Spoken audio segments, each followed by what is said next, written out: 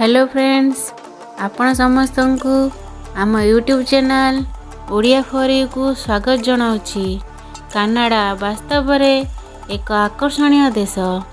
यह साधारण खाद्य पदार्थर सर्वबृहत विश्व रप्तानिकारी। यार एक अंचल मे मासरे साप भरी थाए एवं विश्वर अन्य मानक तुलन देश में बहुत कम लोक बास करती।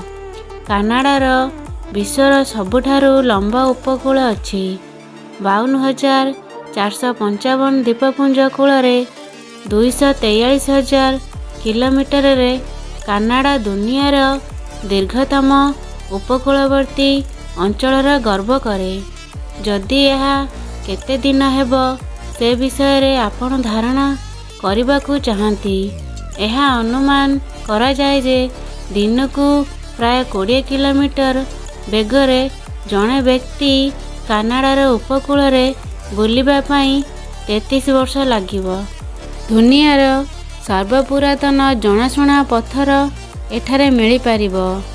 कानाडीय शिल्ड एक आकृति सृष्टि करे जहाँ दक्षिण रे सुप्रियर ह्रदरु उत्तर रे आर्कटिक द्वीपपुंज एवं कनाडार पश्चिम भागरु ग्रीनलैंड पर्यंत विस्तृत, ଯେଉଁଠାରେ पृथ्वीर केतेक पुरातन पत्थर मिल पारिब।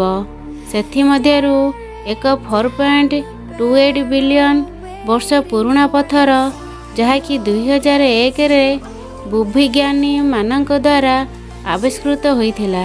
दुनियार मधुर जलर सबुठारु बड़ उत्स। एहार लक्ष लक्ष ह्रद एवं नदी सहित कनाडा यही आख्या अर्जन करने प्रकृत में आश्चर्यजनक नुहे। उदाहरण स्वरूप सेंट लॉरेंस एस्टुएरी एवं गल्फ हेउछि विश्वर सबुठारु बड़ एवं गभीरतम इस्टोरी। यार जल महानदीर उत्तर अमेरिकार उपर मध्य पूर्व अंचल परस्पर सह संयुक्त मधुर जल ह्रदरू आसी थाए। यह लुण महासागरीय जल सहित मिसी थाए जेहेतु यह इलेडी ऑरेलेंस निकटरे एक बृहत नदी रे ଯେଉଁଠାରେ जुआर एक नदी प्रवाहित हुए रे विस्तार हुए।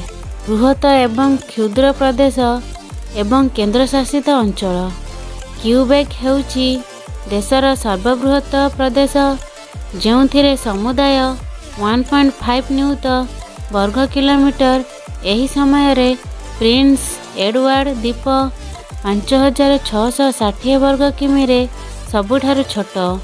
यही अंचल गुड़िक मध्य कनाडार मोट जमी क्षेत्र एक पंचमांश नहीं ननाभूट सर्वबृहत अटे। यही समस्त स्थान थिबा सत एहार कठिन जलवायु एवं दूरता हेतु प्राय 38,000 लोक बास करती। उच्चतम पर्वत शिखर इकोन रे माउंट लोगान हेउछि कनाडार सबुठारु उच्च पर्वत। एहार उच्चता 5,995 मीटर एवं क्लोएन नेशनल पार्क एवं रिजर्व रे मिली पारिबो। एही पर्वत नाम कानाडियन बुभिच विलियम एडमंड लोगांड नाम रे रखा जाइछि।